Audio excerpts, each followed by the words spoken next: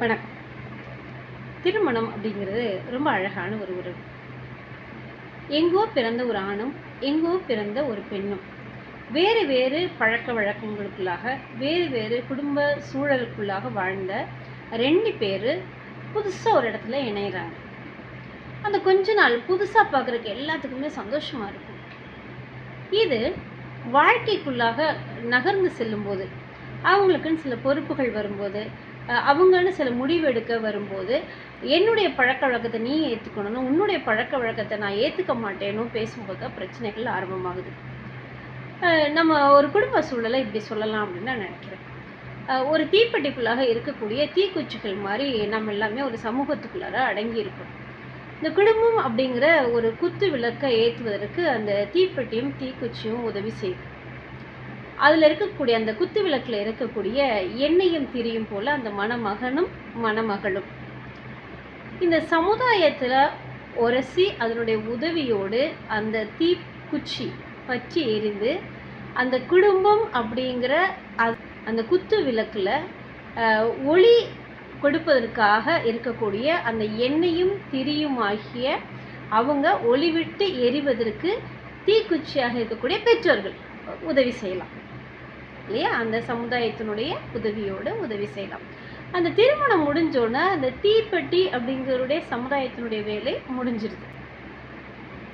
அந்த தீக்குச்சி தான் அந்த ஒளி ஏற்றிய பிறகு அதோட வேலையும் முடிஞ்சிருது. ஆனால் அந்த குத்து விளக்குல இருக்கக்கூடிய அந்த எண்ணெயும் திரியும் ஒன்றை ஒன்று சார்ந்து ஒரு ஒளி கொடுக்குதா அப்படிங்கிறத நம்ம பார்த்துக்கிட்டே இருக்கோம் இல்லையா? நம்ம சும்மா போய் சொல்லுவாங்க, சும்மா போய் அந்த திரியை நோண்டிக்கிட்டே இருக்காத, அது எரியாது அப்படின்னு சொல்லி சொல்லுவாங்க. குத்து விளக்கு ஏற்றவங்களுக்கு உங்களுக்கு தெரியும். எப்பெல்லாம் அது அணைய நிலையில் இருக்குதோ, ஒன்று எண்ணெய் ஊற்றுவோம், இல்லைன்னா திரியை கொஞ்சம் தூண்டி விடுவோம். அவ்வளோதான் நம்மளுடைய வேலை. நீ என்ன அவ சொல்கிறத கேட்குறது, அப்படிலாம் கேட்காத, நாம் சொல்கிறதான் அவள் கேட்கணும் அப்படின்னு பையன் வீட்டாரும், நடக்கலாம் நடக்கட்டும், அப்படி ஒன்று நீ ஒத்து போகணுன்ற அவசியம் கிடையாது, வா பார்த்துக்கலாம் அப்படின்னு பெண் வீட்டாரும் சொல்லாமல், இதை தாண்டி நிறைய விஷயங்களும் நடக்குது.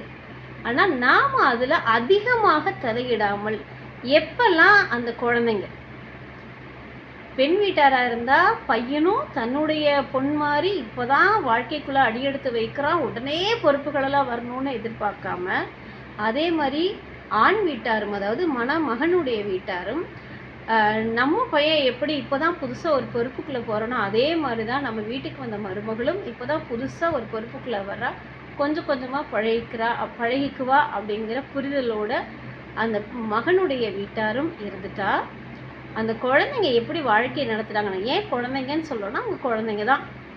வளர்ந்து வரும்போது அவங்க பக்குவப்பட்ட மனுஷியாக அவங்க வளர்ந்து வருவாங்க. நம்மளும் அப்படி தானே வளர்ந்து வந்தோம். அப்போ அவங்களுக்கும் சில நாள் அவகாசம் கொடுக்க வேண்டியது நம்முடைய வேலை. அமைதியாக உட்காந்து பார்ப்போம். எப்பெல்லாம் அவங்க பொறுப்பில் சின்னதாக தவறுறாங்களோ, ஒரு தீக்குச்சி போய் அதை தூண்டி விட, அது போதும்.